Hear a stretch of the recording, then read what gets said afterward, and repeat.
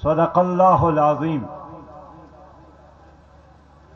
نہ سر جھکا کر جیے نہ منہ چھپا کر جیے، ستمگروں کی نظر سے نظر ملا کر جیے، اگر ایک رات کم جیے تو کم ہی سہی، یہی کافی ہے کہ ہم مشعلے جلا کر جیے۔ قابل احترام جناب لیاقت بلوچ صاحب، نائب امیر جماعت اسلامی پاکستان جناب محمد جاوید قصوری صاحب، امیر صوبہ پنجاب جناب نصر اللہ گورایا صاحب، جناب ضیاء الدین انصاری صاحب، امرائے اضلاع اور میرے پرجوش پرعزم سربکپ نوجوانوں اور میرے لاہور کے زندہ دل بزرگوں، بھائیوں، دوستوں اور ساتھیوں، السلام علیکم ورحمۃ اللہ وبرکاتہ۔ اس عظیم شان دھرنے کے آغاز پر میں جماعت اسلامی پنجاب کی قیادت اور لاہور کی نظم اور تمام کارکنان کا شکریہ، خراج تحسین اور شاباش دیتا ہوں۔ آج میرے سامنے تا حد نظر لوگ ہی لوگ ہیں، انسانوں کا یہ سمندر آج گورنر ہاؤس کے دیواروں کے ساتھ موجود ہے۔ مجھے لیاقت بلوچ صاحب نے بتایا کہ انتظامیہ اجازت نہیں دے رہی تھی کہ یہاں اجتماع نہ کرے، یہاں دھرنا نہ دے۔ میں نے کہا لیاقت صاحب، یہ روڈ نہ گورنر کا ہے نہ گورنر کے باپ کا ہے، یہ عوام کا ہے۔ عوام چاہے تو باہر بیٹھے، اور جس وقت عوام نے چاہا تو اندر بھی جا سکتے ہیں اور تمہیں باہر نکال سکتے ہیں۔ یہ ہمارا پاکستان ہے، یہ عوام کا ہے۔ عوام قربانیاں دے رہے ہیں، عوام ٹیکس دے رہے ہیں، عوام حفاظت کر رہے ہیں۔ آپ بزدل لوگ جب حکومت کے دن ہو تو ادھر ہوتے ہیں، اور جب حکومت ختم ہوتی ہے پھر لندن جا کر آرام کرتے ہیں۔ ہم نے اس ملک کو سنبھالنا ہے، ہم نے اس ملک کو آگے لے جانا ہے۔ آپ لوگوں نے اس ملک کو استبل بنایا ہے بین الاقوامی اداروں کے لیے۔ آپ نے 24 کروڑ عوام کے ہاتھوں میں IMF کی ہتھکڑیاں ڈالی ہے۔ آپ نے اس ملک کو ورلڈ بینک کا مقروض بنایا ہے۔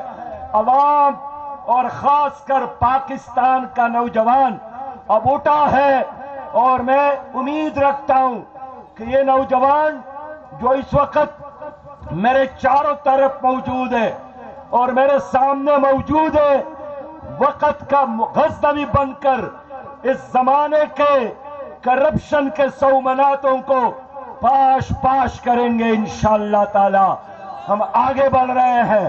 میں آج سب سے پہلے خیبر پختونخوا کے عوام کو بھی مبارکباد دیتا ہوں، جنہوں نے 3 دن گورنر ہاؤس پشاور پر عظیم شان دھرنا دیا اور مجھے مینڈیٹ دیا ہے، مجھے اختیار دیا ہے کہ آپ لاہور، کوئٹہ اور کراچی سے ہو کر جب بھی ہمیں پکاریں گے تو ہم پشاور سے لے کر کراچی تک اور کراچی سے لے کر چترال تک اسلام آباد کی طرف آنے کے لیے آپ کے حکم کے اور اشارے کے انتظار میں ہے۔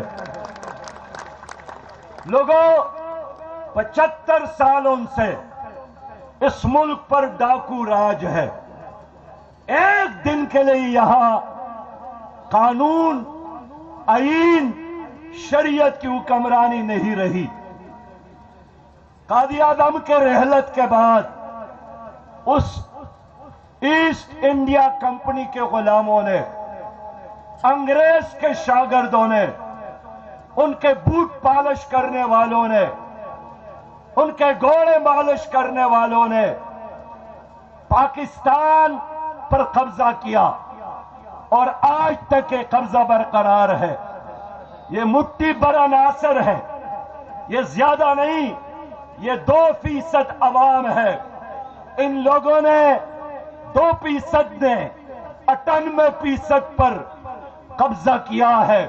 یہ قبضہ گروپ انہوں نے پاکستان کے نظریے کے ساتھ، پاکستان کی جغرافیہ کے ساتھ، پاکستان کی کلمہ نظریہ لا الہ الا اللہ کے ساتھ غداری کی ہے، اور یہ غلام ابن غلام قیادت آج بھی تمہارے اوپر مسلط ہے۔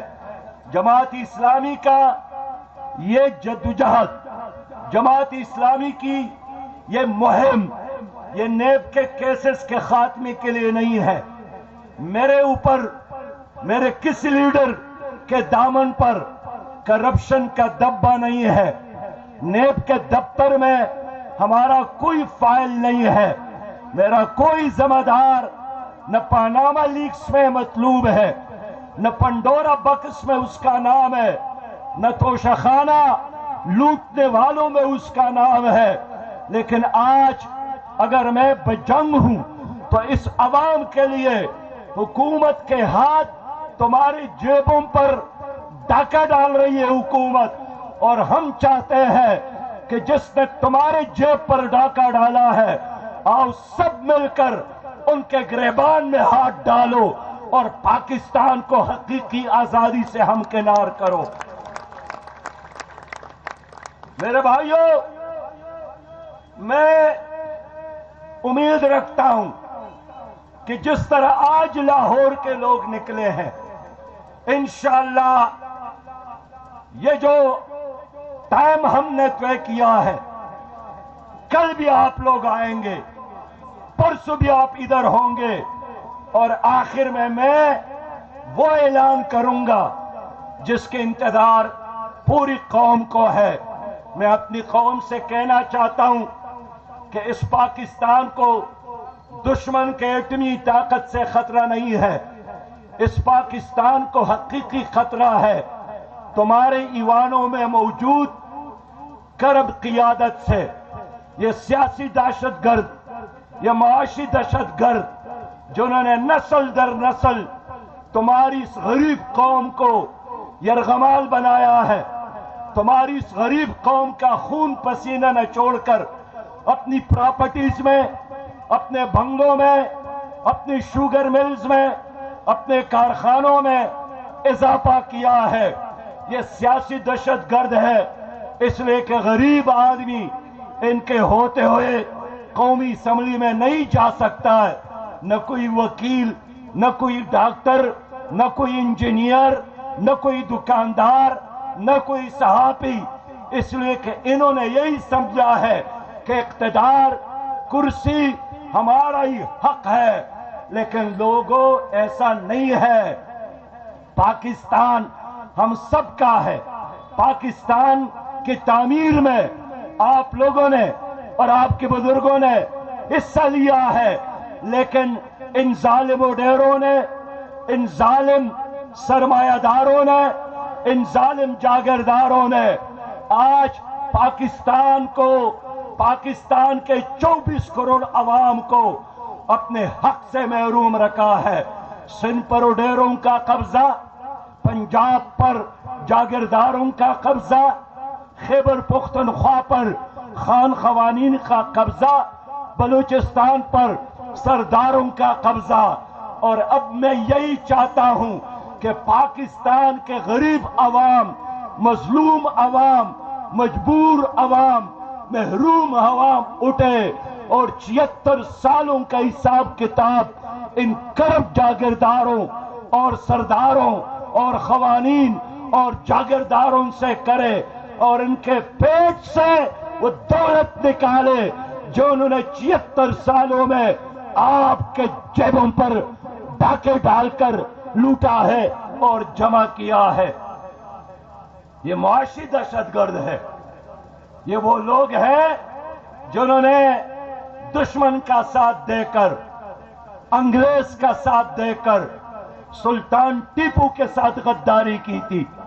یہ میر جعفر کی اولاد، انہوں نے سراج الدولہ کے ساتھ غداری کی.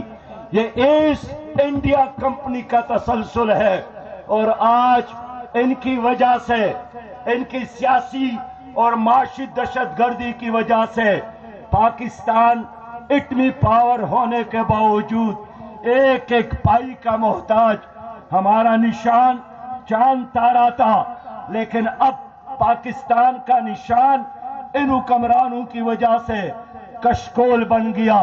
آپ کو یاد ہے جب یہاں شہباز شریف وزیر اعظم تھے، اس نے خود بیان کیا کہ میں متحدہ عرب امارات گیا تھا.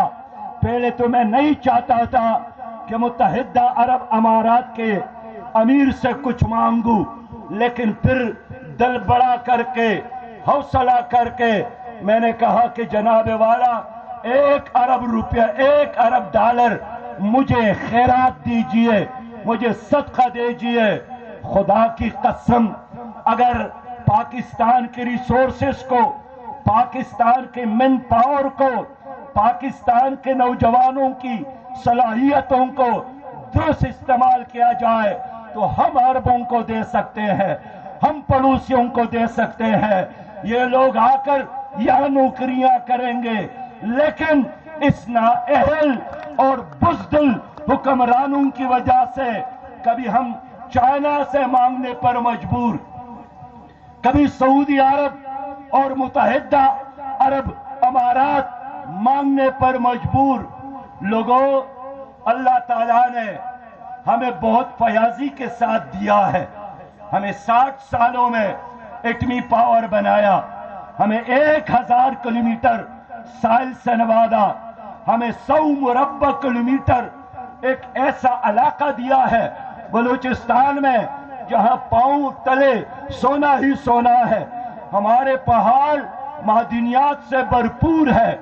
اللہ تعالیٰ نے ہمیں زرعی زمین سے نوازا ہے، اور سب سے بڑھ کر یہ کہ ایک زبردست باصلاحیت نوجوان نسل سے نوازا ہے. لیکن اس کے باوجود بھی پاکستان زرعی ملک ہے، اور آج یہاں آٹا 1 کلو 180 روپے پر ملتا ہے. پاکستان میں 5 دریا تو بہتے ہیں، لیکن صاف پانی نہیں مل رہا ہے، اور 2.25 کروڑ پاکستانی گردوں کی بیماریوں میں، خراب پانی پینے کی وجہ سے اور ہیپاٹائٹس کی بیماریوں میں مبتلا ہے. پاکستان کے لوگ باہر جاتے ہیں تو 31 ارب ڈالر سے زیادہ زر مبادل یہاں بیچتا ہے، لیکن وہی اوورسیز پاکستانی جب یہاں آتے ہیں تو ایئرپورٹ پر اس کو لوٹتا جا رہا ہے. میرے لوگوں، ہماری تباہی اور بربادی ان حکمرانوں کی وجہ سے ہے، ورنہ